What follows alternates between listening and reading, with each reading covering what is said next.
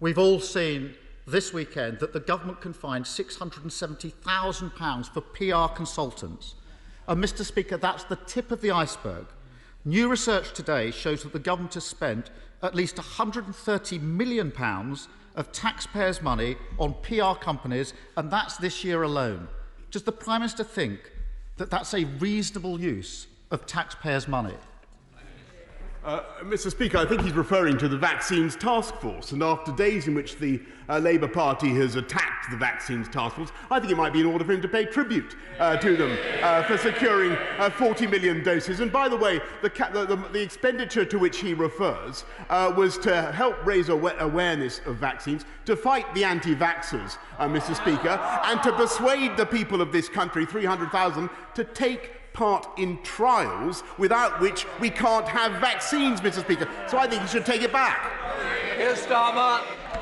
Mr. Speaker, nobody's attacking individuals. Everybody's supporting the vaccine. £130 million, Prime Minister. There's a real question about the way that contracts are being awarded, about basic transparency and accountability. And I know the Prime Minister doesn't like that.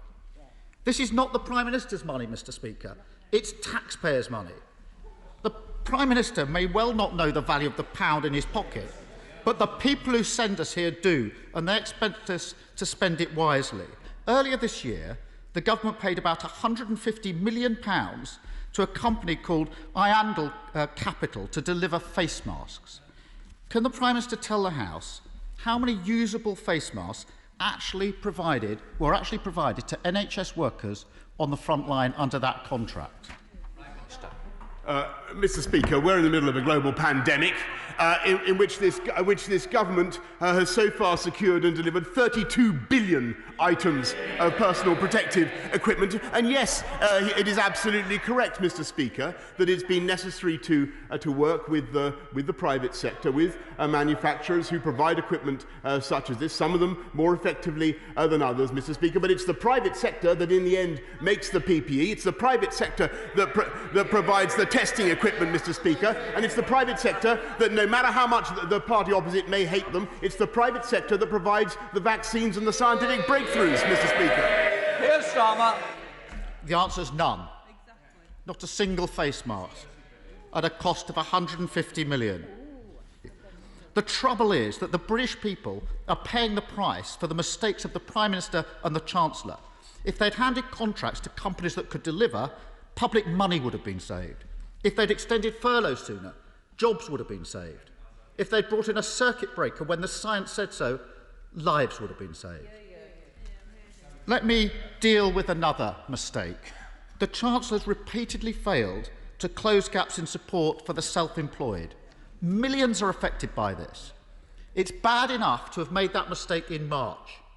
But 7 months on, the Institute of Fiscal Studies says the scheme remains, their words, wasteful and badly targeted for the self-employed. The Institute of Directors, many self-employed continue to be left out in the cold. After 7 months and so many warnings, why are the Chancellor and the Prime Minister still failing our self-employed? Mr. Speaker, unquestionably this pandemic has been hard on the people of this country, and unquestionably there are people who have suffered throughout the pandemic and people whose livelihoods have suffered. But we have done everything that we possibly can to help. And as for the self-employed, Mr. Speaker, 2.6 million of them have received support at a cost of £13 billion. Quite right, Mr. Speaker. We've also, of course, as he knows, uprated universal credit. That will continue until next year, Mr. Speaker.